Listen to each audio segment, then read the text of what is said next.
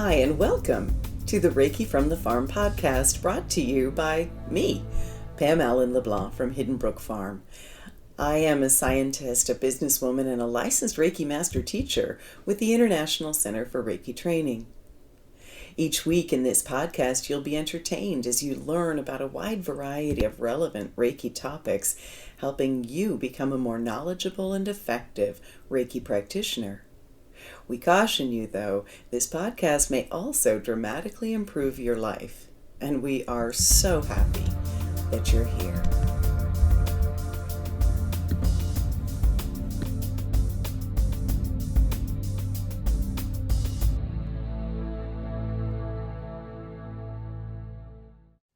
So welcome everyone to this month's Reiki Share and this week's podcast.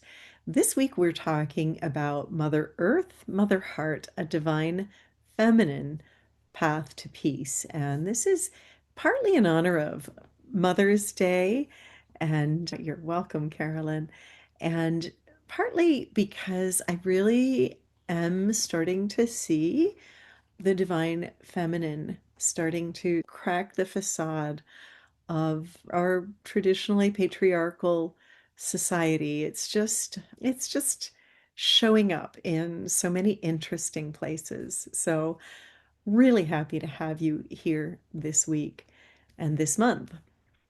Before we go too far, I just want to let you know that next month's Reiki Share, I am going to have with me the two co-creators of our horse card deck. We're getting together for a week to start to bring together our creation. The horses have been teaching us a new way to be in the world, a way to be in integrity, but it is a more divine feminine, it's a more matriarchal way to be, and it's a new way to show up in leadership, both with inner authority, so leadership for yourself, but also a new way to take on leadership roles that is much more considered of others and so on. And we've just been learning fascinating things as we go through this, a lot of them around the divine feminine and masculine being in balance, which is the ideal. I look at the divine feminine and masculine in balance as the enlightenment, as the goal. And I had one horse, Big Buddy, I lost him the day after Mother's Day last year. He was my heart horse, and he is the only horse I've come across, and one of the few. I haven't come across very many people or anyone who was really perfectly balanced with feminine and masculine. And Big Bud, that was something that he really embodied and really taught us. So next month, do show up. We're going to have some of the artwork to show you, and we're going to curate some of the messages into our Reiki Share next month and podcast. So I really hope you guys can join us live. If you wonder how to do that, just go onto the website, Reiki from the Farm, and on that website, you can sign up for our newsletter and you're automatically invited to these monthly Reiki shares. And I have a question in the chat, the picture of me and the horse in the journal that I held up, that Big Buddy. It was not, it was Honey. But both Big Buddy and Honey have been a couple of my guides, my Reiki guides, right from the beginning, Wanda. And so you tapped into that energy quite nicely. So, really excited about that next month. And also, I just wanted to let everybody know that in August, beginning August 8th to 10th, I'll be teaching Yusui Holy Fire Reiki Level 1 and 2 class in Campobello at the Bay. We'll then be taking a day together with the Level 1 and 2 students as well as the Master's students on the Monday so that I can show you the island. We can go to Eleanor's Tea. You can go whale watching. I may not join you because I've been quite a bit, and the whales sometimes come right up to our house while I'm teaching. So you may see the whales at the living room window if you come in person for that class. We are going to tour the Roosevelt Cottage. I'll take you for a hike. We'll have a meal together, a lunch together. And the Campobello Island is truly magical. So I'd love to show you that. For each class, you can always stay. There's a campground, there's a whale watch hotel, there's other cabins and hotels on the island. They do get booked early. So if you did want to come in person, check that out. You can also stay in Lubeck. Those spots don't get booked quite as quickly. And we do have 5 rooms in our Airbnb that you're welcome to reserve just on a first come, first serve basis. And I'd love to see you on the island. That level 1 and 2 class will be followed by a master class, August 10th to 14th, or 11th to 14th, but the 10th is just to bring people for our day together. And then the following week, we have Animal Reiki level 1 and 2 and Master with the same thing. We'll have a full day together where I can show you all the wonderful things around the island. And the week after that, August 22nd to 27th, we will have animal communication. For the first time, I haven't taught that in person since COVID. That's only been an online class. So these classes are all both online and in person. So if you join us in August, you can join us both ways. In October, I will have online and in person level 1 and 2 Reiki and animal Reiki classes here at the farm as well, and online master classes in the evenings or mornings in Asia and Australia. So, guys, this month, I just really wanted to tap into what's happening in the world and just ask the question, how would the divine feminine react to this? What if we brought in a divine feminine energy combined with Reiki? And what would that mean to all of the conflict and all of the headline fatigue and all of the things that are happening around the world? And I really was guided to make this Reiki share and this podcast about that divine feminine and that mother energy, because here's the thing, we're all mothers in a way where we all have access to divine feminine within us, whether we're male or female. And when you are female, you've probably been a mother to a plant, whether you're male or female, to an animal, and some of us to children. And we all have a mother. So it's really something, that mother love is something that we know, it's something that we have in common. And as a first on the farm, we actually have a mother fox who has 4 fox kits. They are currently under the old chicken coop, part of our barn. And so we all know when we hear about that mother love, even if we haven't experienced it, we all know what that means and what that is. So I do want to acknowledge the Divine Feminine Mother's Day, the fact that we either are or have a mother. And I also want to acknowledge that nurturing energy that exists within Mother Earth, in the spirit of the earth, and just the nurturing force with all living beings. And so let's just take a moment now with Reiki and just bringing in the power symbol with your hands in gasho, the mental emotional or emotional balance symbol, and the distance symbol. And if you have any master symbols, bring those into. And we just ask Reiki to connect us with and show us that divine feminine side of ourselves and how we can use that to navigate the difficulties and conflicts and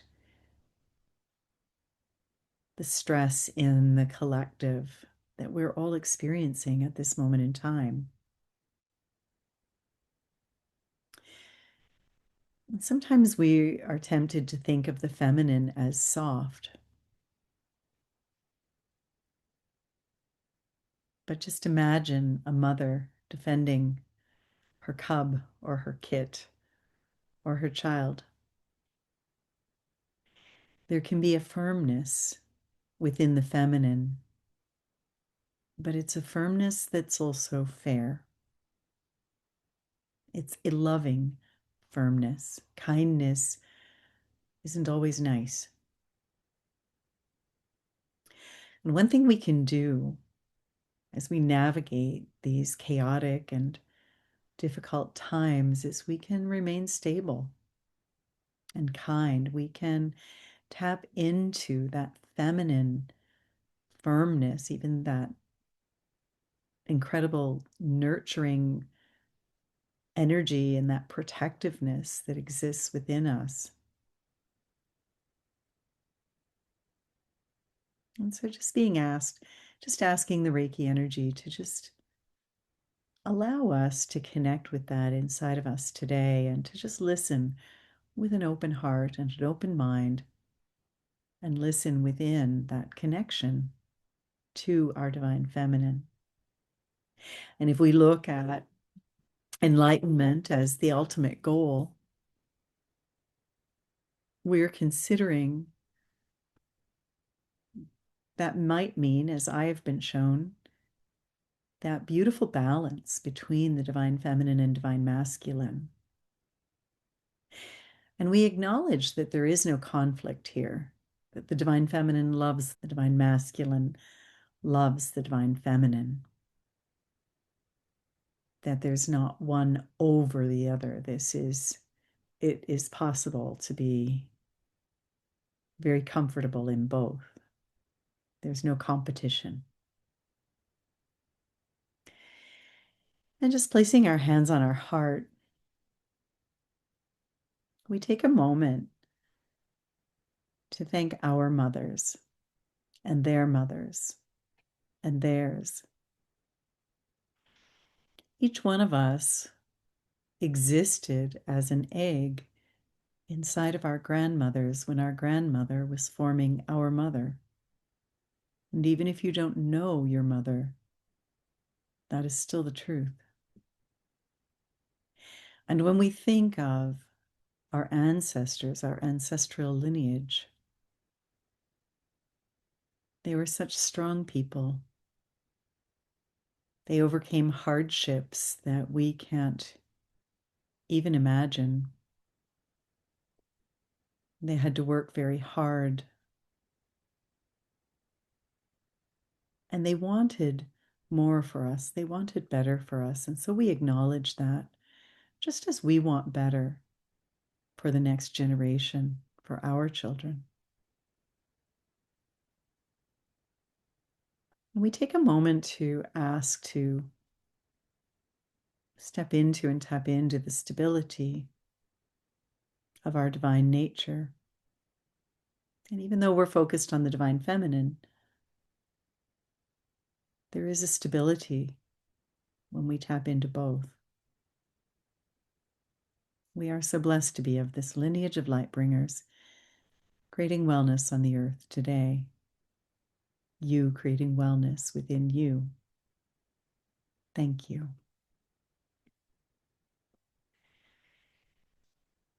So I just want to take a moment now to just tap into that nurturing force within all beings, and also to take a moment to talk about a little bit of what's happening. We are in a time of war and conflict, just intense times, power struggles, divisiveness, propaganda, and fake news, not being sure if groups or organizations and even political systems are taking advantage of events for profit.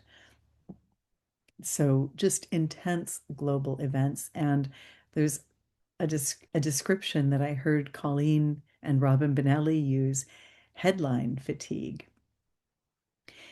And we're all seeing an increasing polarity, just and duality. And in fact, it's really difficult not to react with reactivity. In fact, much of what we're seeing, the headlines, that's their purpose, is to create that reaction. There's an energy in that reaction, and that's what's what is being purposefully activated in a lot of cases. So we've got tension, war, conflict, polarization. And I just want us to ask the question right now, what is the divine feminine response to this? If you ask yourself this, what do you hear?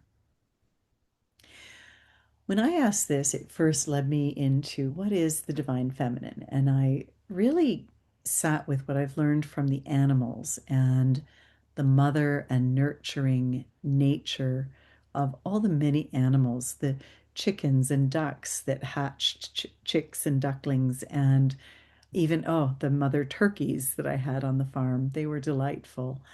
And I think about the horses that have had babies here. I think about all the wild animals and the bear cubs that we sometimes see. And the divine feminine to me isn't really a gender, it's more of an energy or an intelligence or a way of being. Just like when I use the word God, and to me, that is source energy that's both male and female and neither male and female. It's almost like it exists beyond gender. And to me, the divine feminine is the energy of the earth. It has its cycles. It's intuitive.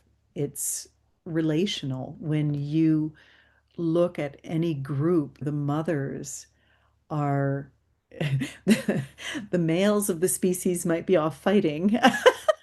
At least I'm thinking about the roosters and so on. But the mothers are normally coming together to rear their children together in a very beautiful, community-based kind of way. They're also, it's very intuitive. There's a lot of intuition around it as well. So the divine feminine, it does hold a paradox. It's both fierce and compassionate. It's correct, but it is connected to truth, and it is not about domination. It's more about getting along, coming together, being in community. And one of the things I noticed with the animals in Africa, for instance, is that they talked about the importance of being in community. That was just really crucial to them. In fact, the prey animals told me, "You're looking at us all wrong. You're looking at us through the lens of a victim. We are not powerless. If we decide to come together, we can take on the fiercest predator. We choose to allow the cycles of nature, including the predator prey relationship, to exist the way that it is for a number of reasons, actually. This is really interesting. And I know I've mentioned it a little bit before, but I'll just go into it again and maybe with a bit more depth. The antelope let me know, or the impalas, that, oh, Carolyn, you said you were talking about it with a client. So cool. That if they came in community, they could chase the predators off, but they let me know that, you know what, it's boring eating grass all day. And with your community or your family, it gets a little boring. And then the predator attack happens, and they let me know that they appreciated the predator's role, which was to make sure that there didn't become too many impalas so that they would eat all the grass and they would starve to death. Just keeping everything in balance. The predator's role was that, and that most times they chose to go along with that predator role. And even sometimes they chose to be food. I remember seeing one of the little impalas out there, and it was limping quite badly, and I thought, oh no, you are going to be food quite soon. And yet I got a sense that the impala was okay with that, that this was just the nature of it. But the impalas let me know that after the predator attack, that when they were able to settle down and be in community again, how much they appreciated that. Whereas they might have been bored with it, then there's the excitement and the rush of the predator attack, and there might be some sadness afterward as they process the change in their community, but there's also an appreciation for what they had.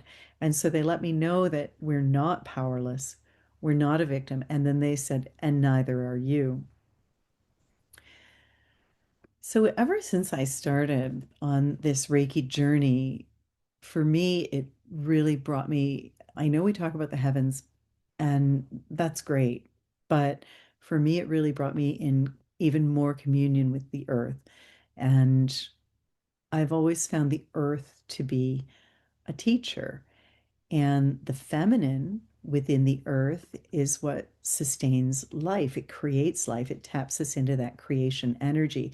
And I remember after my level 3 class, I remember reading a book called The Myths of Avalon. And I don't know if any of you have ever read that by Marianne Zimmerman Bradley. And in fact, I had read the whole series. And I remember I just fell on my knees. And at that time, I often would talk to the feminine aspect of God. And I remember saying, Goddess, why have we been in this patriarchal society for so long? And Srijan, I'll put it in the chat. It's actually called The Mists of Avalon, and it's by Marion Zimmerman, I believe it is, Bradley.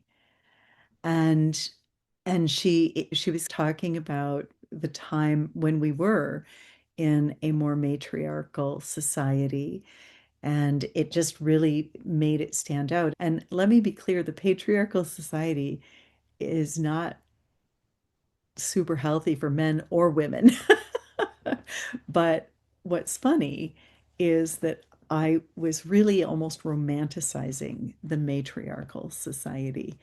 And I said to and I couldn't use the word God, so I often talked to an energy, the divine feminine, which I called goddess. And I said, Goddess, why have we been in this patriarchal society for so long? And I heard very clearly, you had to get to know your father. And I said, okay. And she said, everybody knows about me. Everybody has a mother. Not everybody knows their father. Not everybody has that connection, but everybody knows that they were created by a mother, and they're aware of a seed becoming a plant. They're aware of the fertility cycle and the creation cycle, but you didn't really know your father. And I just said, but for 2,000 years? And I heard, meh, what's 2,000 years? And it just, it just floored me, because I thought, yes, I suppose to the earth, 2,000 years is but a blip.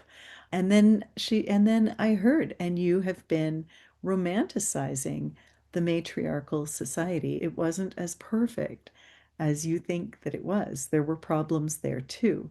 And I really saw that where we're heading, where we're going, is a place that's very balanced between matriarchal and patriarchal. It's something new, it's something that hasn't existed before, although maybe it has existed within cultures that we're not as aware of, or perhaps that are not as prevalent, but it is there.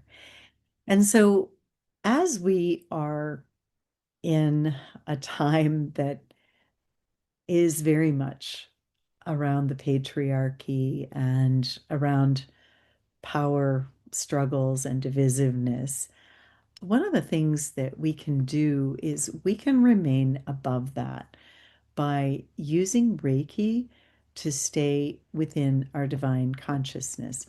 And what that does is it helps us stay really stable and strong. If you think about a tree, even as the branches sway with the wind, the trunk stays very stable and strong, and the roots are deeply into the earth, very strong. And we can remain that way. And it's not by bypassing or ignoring what's happening, but we can refuse to amplify the fear, hatred, or division. And we can use Reiki to develop discernment to determine what's true, or at least what's true for us. And that's the most important thing. With a divine feminine way of looking at things, we're tapping into that creation energy. It doesn't meet violence with more violence, it transforms the place and the energy that violence arises in. The divine feminine can remain centered. Reiki can bring us to a place of neutrality, a place above the conflict and duality, and it can create a cellular peace within us. In fact, the power symbol, it brings the power of the universe into anything, and it can create protection against energies that would be harmful for us. So before you pick up your phone or look at the news, just take a moment to activate that. And while you're at it, activate the mental, emotional, or emotional balance symbol, because what that does is that activates our divine mind within our human mind. It moves us into a higher frequency of thought so that we can make conscious choices. And my mentor and friend Colleen Benelli says you can even say, in her recent blog, she talks about you can even say, I receive, and just open yourself up to the wisdom of the divine. The mental emotional symbol also can help us remain in the frequency of gratitude and notice beauty.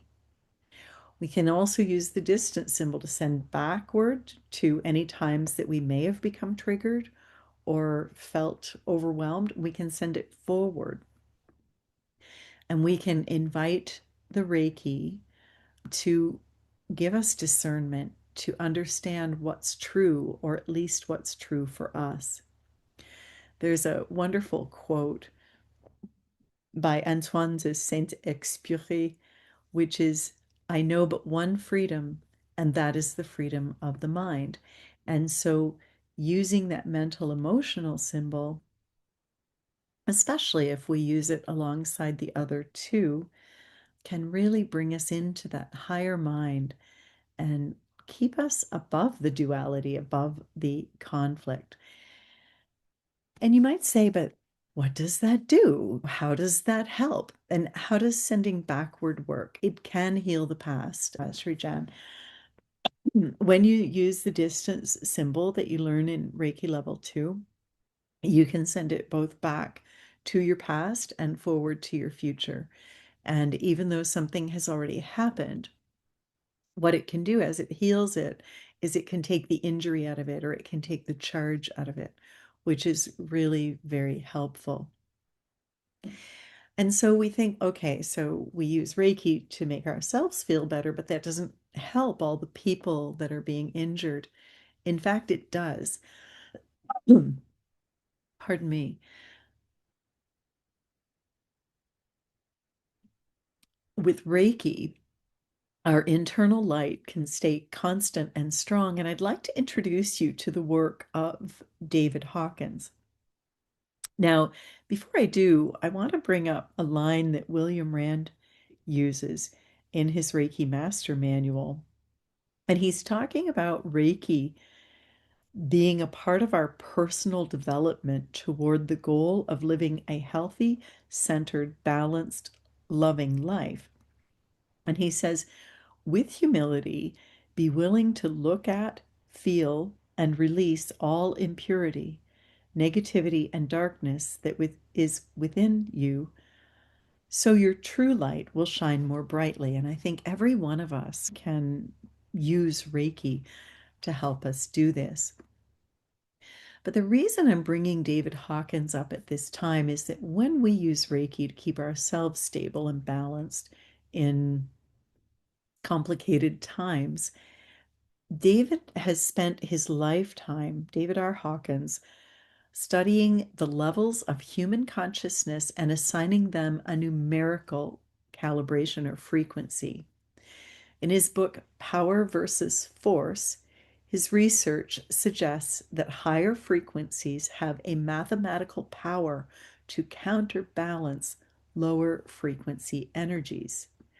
According to him, at the level of 200, which is the level of courage, we reach a critical threshold of consciousness. And as we move higher and higher, the impact of our frequency grows exponentially. So, as an example, he uses the level of 300 in his research. That is the frequency of willingness and optimism. And when we are in that frequency of willingness and optimism, one of us, one person at that level, counterbalances 90,000 people who calibrate below the level of 200. So 90,000 people who are in a lower frequency or a lower vibration just by being in the energy of willingness and optimism. When we move up even higher to the level 500, which is the level of love, one person who is vibrating at the frequency of love or the level 500 counterbalances 750,000 people who are below the level of 200, which is where the threshold with the level of courage. If we move even higher into the energy of peace, which is the level 600, one person who remains in the frequency of peace counterbalances 10 million people who are in the lower frequencies. And if we move further to enlightenment, one person can counterbalance 70 million people below the level of 200. So essentially, with that, peace and enlightenment, we're all striving for enlightenment. I'm not sure that I'm there yet, but I certainly can accomplish the frequency of peace, even if I'm not certain that I can get to the frequency of enlightenment. And to that end, in 2022, when William Rand and Colleen Benelli were working together, asking what could they do to help with the war in the Ukraine, they were shown that there was a frequency of energy coming through the holy fire energy at that time. It was an upgrade, and it was an upgrade to the world peace energy. Now, let me just explain for a minute how the upgrades work. It's not that, oh, we've been good little boys and girls, and so we deserve an upgrade, and so here you go, or anything like that. What it is that the frequency.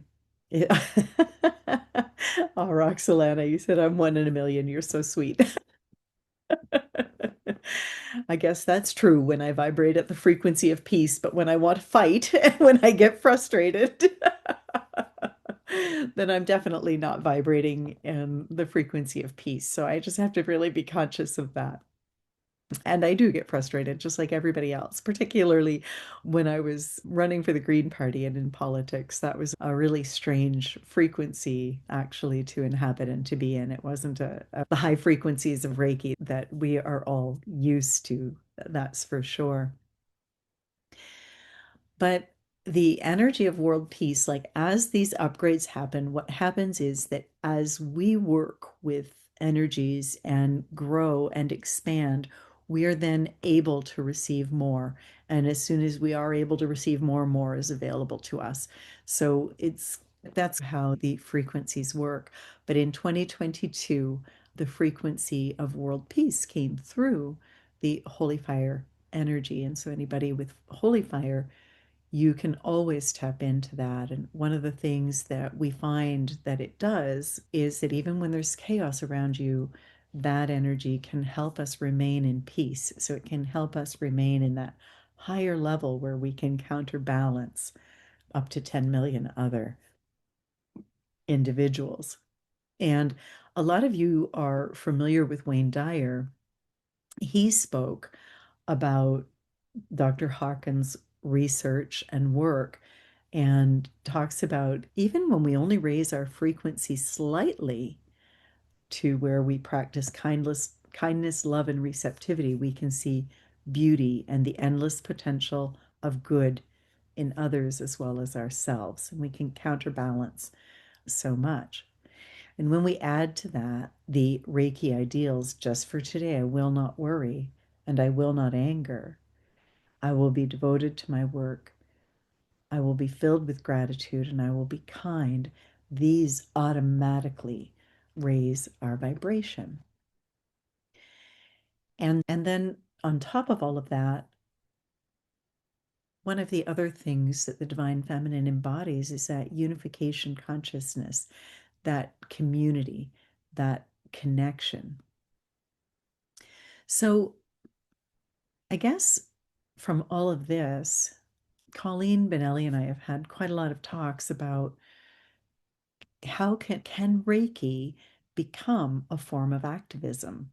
And really, based on that research, it really can. We often think of activism as going to protests. And today I was supposed to show up at the legislature, but I wasn't able to. But this kind of shifts the conversation a little bit.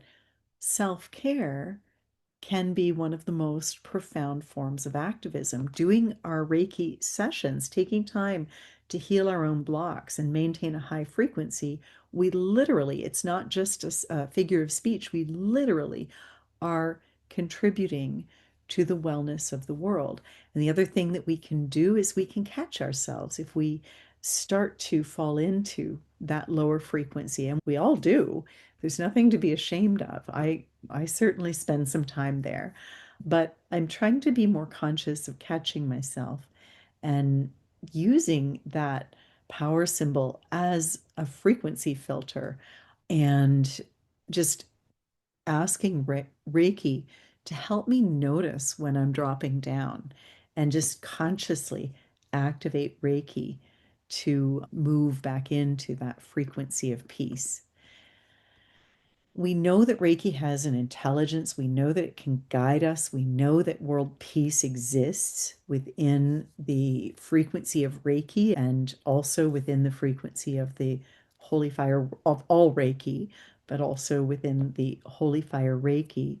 We know Reiki can work beyond time and space. And we know that at this moment in time, there are millions of Reiki practitioners in the world. We don't have a number on them. It's just not something that has been captured, but we know that there are millions of Reiki practitioners out there right now. And so just if we are all doing this, that amplification of that group consciousness, that unification consciousness is there. So it's not important for us to fix anything. We simply become a broadcast point of peace. I think of it as like a radio tower, for those of you who remember radio, sending out this collective broadcast for peace. And it also feels so nice to be in the health of that. Now, there's a couple of techniques I wanted to share with you from the horses and just talk about a few things we can do before we move into our meditation today.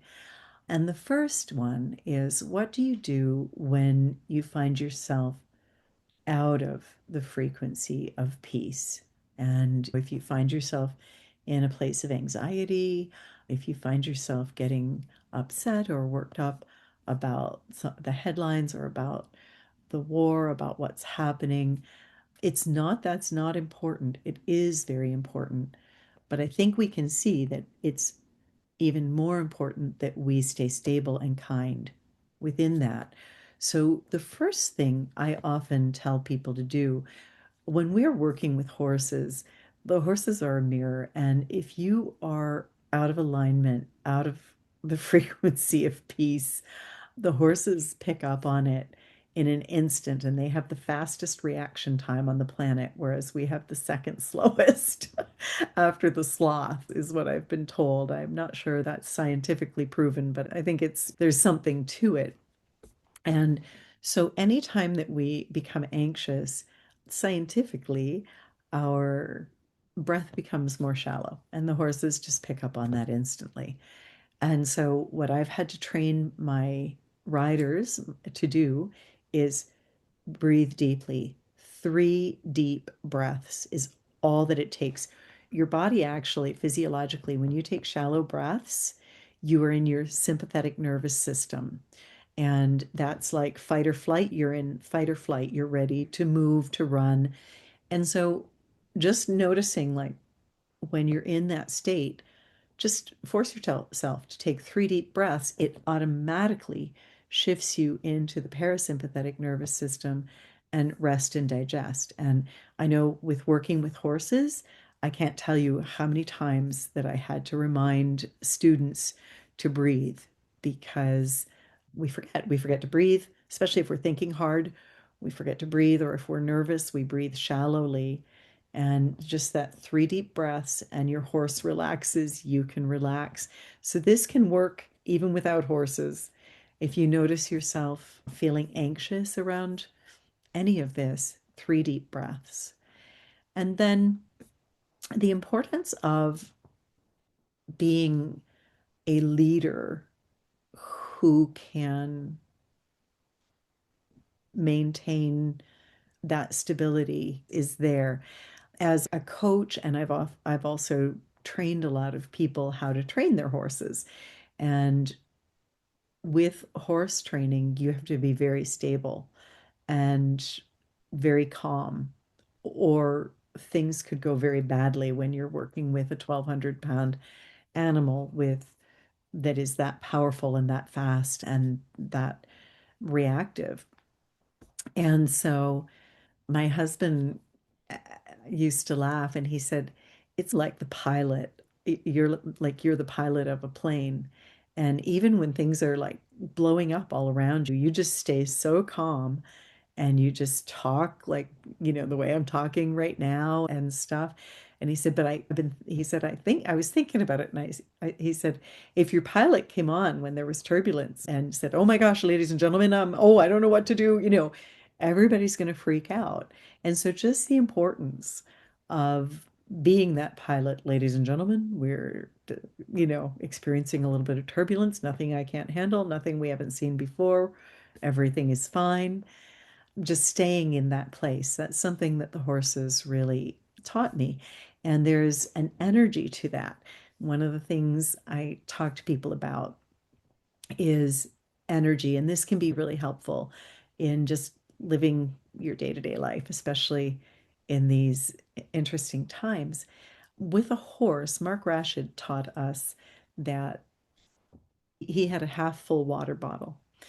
And he said, imagine that this water bottle, imagine that the number 10, that it will fit 10 ounces, or 10, a unit of 10, 10 of air and 10 of water. And he says, imagine that is you and your horse. And ideally, you're each going to be at a 5. You're each going to be taking, half of the space in this water bottle.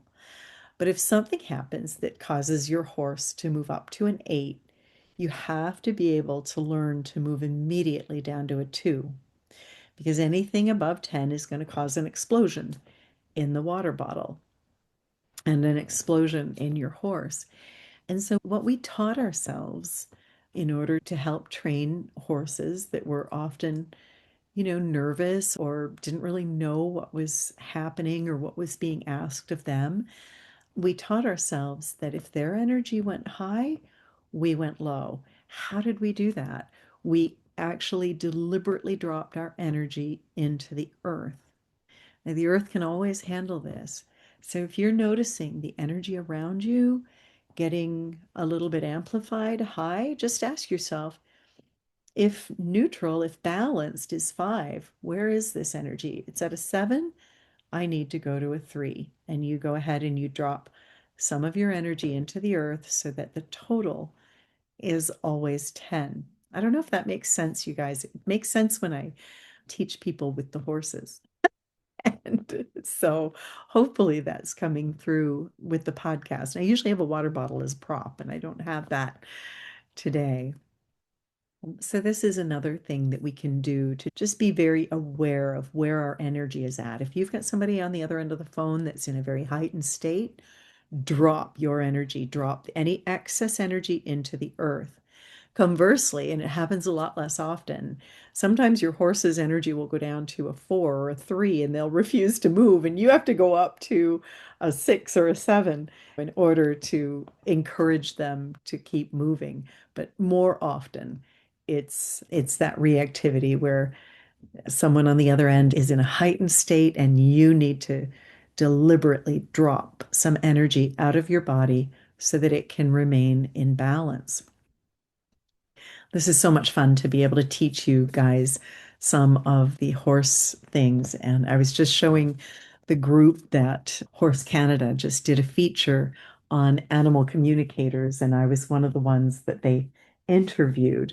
So some of what we do is becoming very mainstream, and I'm doing another interview with them this Friday because they're very interested in our bitless work with horses. So I'll be talking with them about that. So, just a couple of things that we can do to stay in a high vibration. First off, daily self Reiki. And when you do your daily self Reiki, ask the power symbol to really help you with discernment and just only allowing in the energy that needs to come in. Invite the emotional balance symbol to keep you in a space of emotional balance. And use the distance symbol to send energy forward and backward to any times when you weren't in balance. Another thing that we can do that can really amplify and really help us stay in a state of peace is activate Reiki, either with your hands in gasho or just intending the energy to flow, or you can even say Reiki on, and then place your hands over your heart and state the following: I am love. I am peace. I am peace. I am love.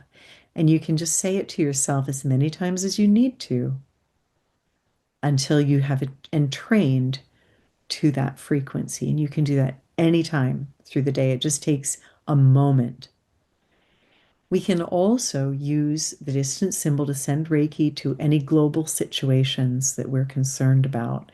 So we're not powerless. If there is something that we're concerned about, then let's spend some time sending Reiki to that. I'm very concerned right now about the war in Iran. And so tonight in our meditation together, I'm going to be spending some time sending Reiki there. I'm also very concerned just about economically how the fact that we are so tied to fossil fuels, how this is really increasing prices for a lot of people and making people's lives that were already challenging even more. And that's got a really broad impact. We can send Reiki to that global situation as well.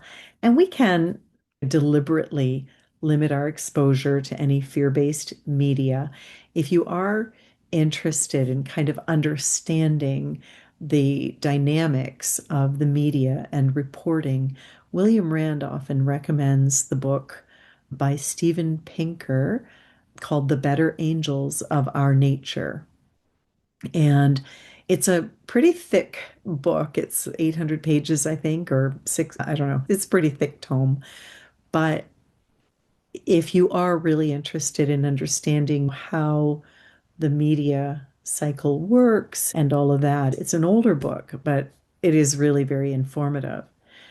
And we can use Reiki to help with discernment about where to find our news and even when we find our news, how to listen to it, how to filter it.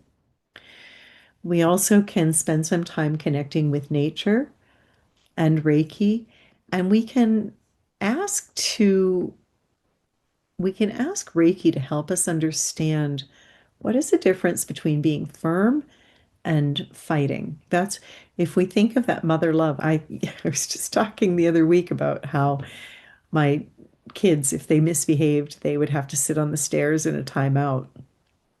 And I remember a little boy visiting with his mom, and he was misbehaving and just slapping his mother and me. And I waited for her to do something. And when she didn't, I just said, "All right, my house, my rules." And I grabbed his little hand and I marched him over to the stairs. And I said, "In this house, we don't hit our mothers. You need to sit on the stairs." And he did because I was firm. I wasn't fighting with him. I wasn't, but I was very firm. And so just that, just helping to know the difference between the two. Sometimes we need to do that. And so just being in that high vibration of Reiki will help us remain stable. And Colleen has an expression, what can I do in this? I can remain stable and kind, Colleen and Robin. And I love how they do that. So we think about the divine feminine. The earth doesn't panic. It just regenerates and rebalances. So we can sit with a tree, with the wisdom of trees. We can put our hands on the soil and we can listen.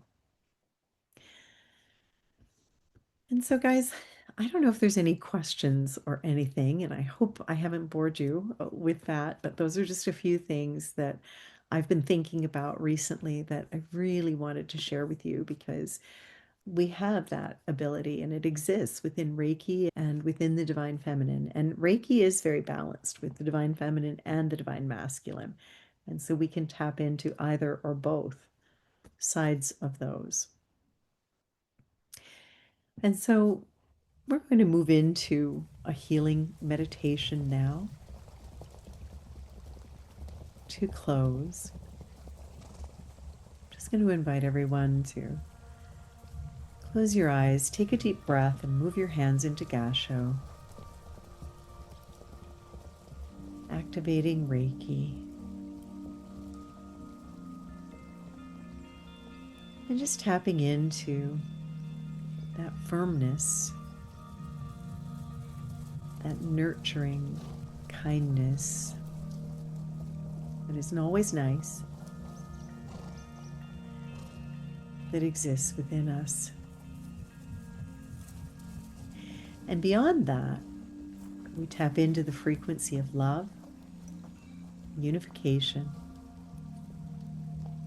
for love of all that is. Love as the highest expression. And we tap into the energy of peace. And if there are any energies within us that are less than love or less than peace, we invite Reiki to just envelop those now and let them go. And on every in-breath, you breathe in the light of Reiki. And on every out-breath, you release anything that is less than love and less than peace. And let's just breathe here for at least 12 breaths together.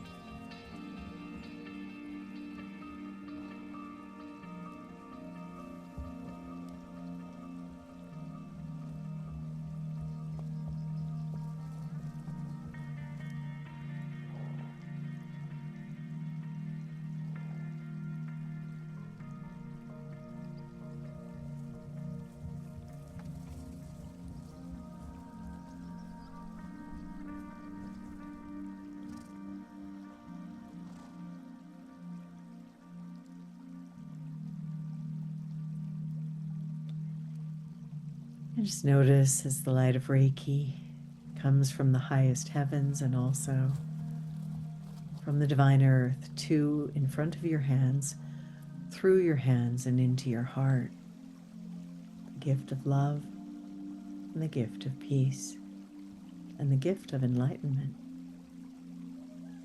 should we choose to receive it. Bring your awareness to your heart, into the space beneath your feet. Feel the earth steady and ancient, holding you here. Imagine roots extending from your body deeply into the soil, going all the way to the groundwater and the bedrock beneath the groundwater.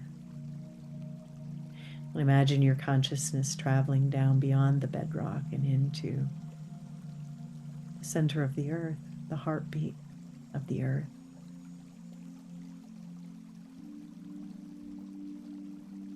Place your hands comfortably on your body now, and as you connect with the heartbeat of the earth, just feel the strength, her calm, her unwavering presence.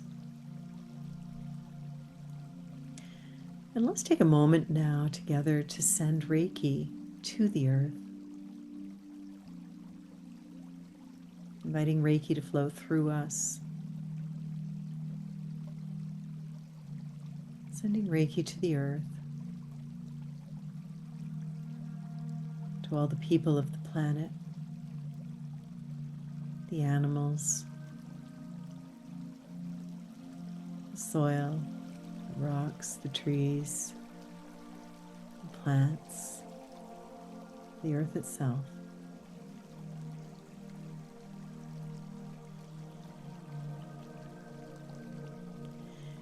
And we remember that our bodies are made of the earth. Our mothers created our bodies in the womb by eating foods that were nourished and grown in the earth.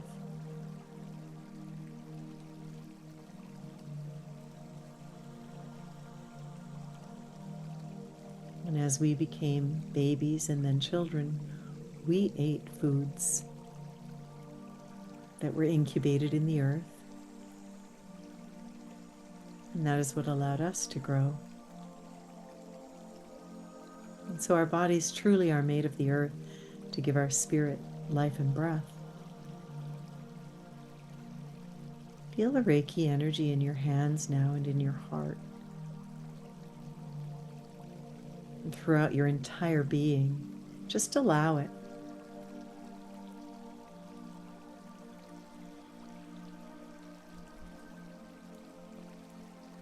And we take a moment to, in awareness that there is nothing to fix within us. We are perfect as we are, and yet we are becoming even more than we are in this moment. Every minute, every hour, every day, we become more than we were. We're becoming peace,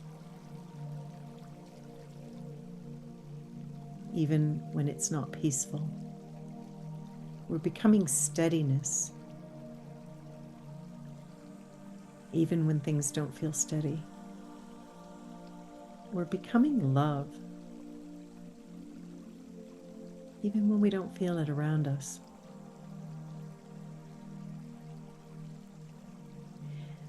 Let's extend that thought to the world. The world too is becoming. It's not broken. And so we invite Reiki to flow into ourselves, through ourselves, to the planet, with no agenda, no effort, just offering it. And let's do this from a place of trust that this matters. That your presence and your vibration, they ripple outward, touching lives that you may never see or know, touching both the seen and unseen. You are part of the healing of this world. And as we remain here, held by the earth and supported by Reiki,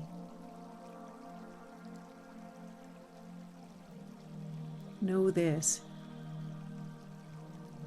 peace isn't something that we create, it's something we remember. And you're remembering now.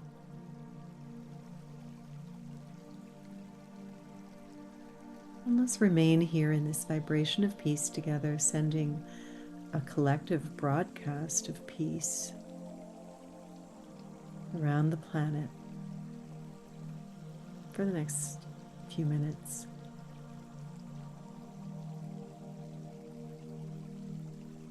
Remembering who you are.